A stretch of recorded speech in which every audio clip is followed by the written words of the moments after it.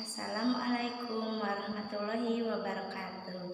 Sebelumnya, perkenalkan nama saya Dede Sari Khadijah dari Pokjar Majalengka, UPBJJ Bandung. Di sini saya akan menerangkan tentang virus COVID-19 dan cara efektif untuk menanggulanginya. Selamat siang semuanya. Ibu Bapak Tuton yang saya hormati, beserta mahasiswa lainnya yang saya hormati. Sebelumnya, mari kita panjatkan puji dan syukur atas kehadiran Allah Subhanahu wa Ta'ala yang telah memberikan kita semua kesehatan sampai saat ini, terutama kita semua bisa terhindar dari virus COVID-19. COVID-19 adalah penyakit baru yang disebabkan oleh virus dari golongan coronavirus, yaitu SARS-CoV-2 yang juga sering disebut virus corona.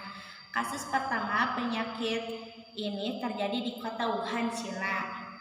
Terjadi pada tahun 2019, makanya disebut COVID-19.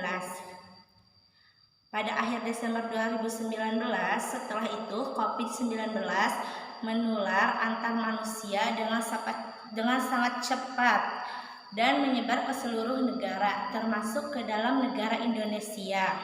Hanya dalam beberapa bulan saja virus tersebut sudah bisa masuk ke negara kita. Agar penyebaran COVID-19 tidak semakin meluas, beberapa negara memberlakukan kebijaksanaan lockdown. Di Indonesia juga pemerintah menerapkan kebijaksanaan pemberlakuan pembatasan kegiatan masyarakat atau kita sering menyebutnya dengan PPKM untuk menekan penyebaran virus COVID-19. COVID-19 awalnya ditularkan dari hewan ke manusia. Setelah itu diketahui bahwa infeksi ini juga bisa menular dari manusia ke manusia. Penularannya bisa melalui cara-cara berikut. Satu, tidak sengaja menghirup percikan ludah yang keluar saat penderita COVID-19 bersin dan batuk. 2, memegang mulut, hidung tanpa mencuci tangan terlebih dahulu setelah menyentuh benda yang terkena droplet penderita COVID-19, misalnya uang atau gagang pintu. Ketiga, kontak jarak dekat kurang dari 2 meter dengan penderita COVID-19 tanpa menggunakan masker. CDC dan WHO mengatakan juga bisa menularkan melalui aerosol partikel zat di udara. Meski demikian, cara penularan ini biasanya terjadi dalam prosedur medis tertentu, seperti bronkoskopi, intubasi endotrakeal, hisap lendir, dan pemberian obat hirup melalui nebulizer. Penularan melalui udara ini juga bisa lebih mudah terjadi di tengah kerumunan orang, khususnya di dalam ruangan tertutup. Gejala awal infeksi COVID-19 bisa menyerupai gejala flu, yaitu demam, pilek, batuk kering, sakit tenggorokan, dan sakit kepala. Setelah itu, gejala dapat hilang dan sembuh atau malah akan semakin berat. Penderita dengan gejala yang berat bisa mengalami demam tinggi, batuk berdahak atau batuk kering, sesak napas, nyeri dada. Gejala-gejala tersebut di atas muncul ketika tubuh bereaksi melawan virus tersebut.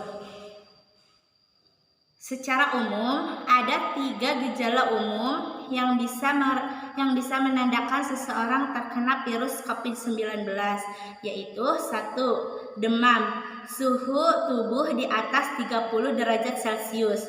2. Batuk kering. 3. Sesak napas.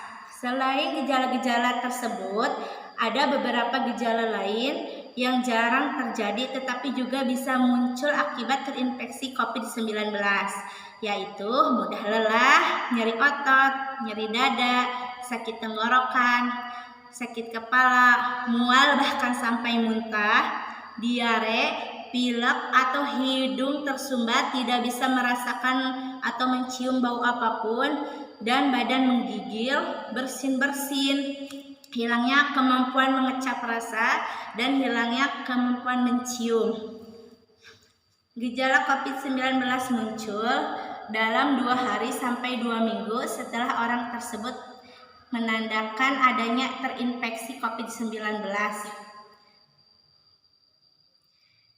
Sebagian pasien COVID-19 juga ada yang mengalami penurunan oksigen sehingga menyebabkan gagal napas. Kondisi ini disebut hipoksia. Selain itu, beberapa laporan kasus juga menyebutkan bahwa sebagian pasien COVID-19 dapat mengalami ruam kulit. Untuk memastikan apakah gejala-gejala tersebut merupakan gejala COVID-19, sebaiknya seseorang melakukan rapid test atau PCR di sekitar rumah atau di sekitar klinik kesehatan. Mengalahkan penyebaran atau menekan penularannya COVID-19 di dunia ini tidak mudah dan belum ada obatnya. Namun kita bisa meminimalisir terjangkitnya virus tersebut. Salah satunya dengan menerapkan 5M. M yang pertama, mencuci tangan. Mencuci tangan setelah bepergian dari luar rumah, setelah mengalami kerumunan atau berkomunikasi dengan orang di luar, sebelum memasak, sebelum cuci tangan, sebelum bersentuhan dengan orang-orang yang ada di rumah. Sebaiknya kita mencuci tangan dahulu agar meminimalisir kuman yang ada di tangan. Mencuci tangan harus dengan air yang mengalir dan menggunakan sabun. Kenapa demikian? Karena air yang mengalir bisa membawa kuman pergi jauh dari tangan kita. Beda halnya dengan mencuci tangan yang airnya diam di tempat. Nanti kuman yang keluar dari tangan kita akan menempel lagi. Makanya jangan lupa mencuci tangan pakai air yang mengalir. M yang kedua adalah menjaga jarak. M yang kedua adalah memakai masker. Memakai masker saat bepergian keluar rumah itu wajib agar virus COVID-19 tidak mudah masuk ke dalam hidung dan tenggorokan kita. M yang ketiga adalah menjaga jarak. Apabila kita berada di luar lingkungan rumah, sebaiknya kita menjaga jarak dengan orang lain. Minimal jarak kita dengan orang lain adalah 1 meter. Kenapa demikian? Ketika kita berkomunikasi dengan orang lain, kita akan meminimalisir terjadinya penghirupan udara yang dikeluarkan oleh orang lain saat berbicara. Dan M yang keempat adalah menjauhi kerumunan. Ketika seseorang tidak mempunyai kepentingan atau tidak ada kegiatan tertentu, orang tersebut sebaiknya menjauhi kerumunan. Dan M yang terakhir atau M yang kelima adalah mengurangi mobilitas. Bila tidak ada keperluan yang mendesak, tetaplah kita menjaga diri di dalam rumah. Yuk, terapkan protokol kesehatan agar kita bisa mencegah penularan COVID-19.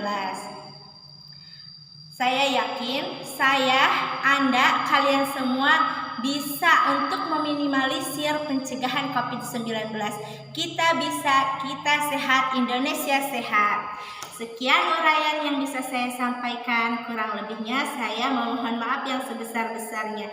Saya akhiri dengan wallahu taufiq wal hidayah. Wassalamualaikum warahmatullahi wabarakatuh.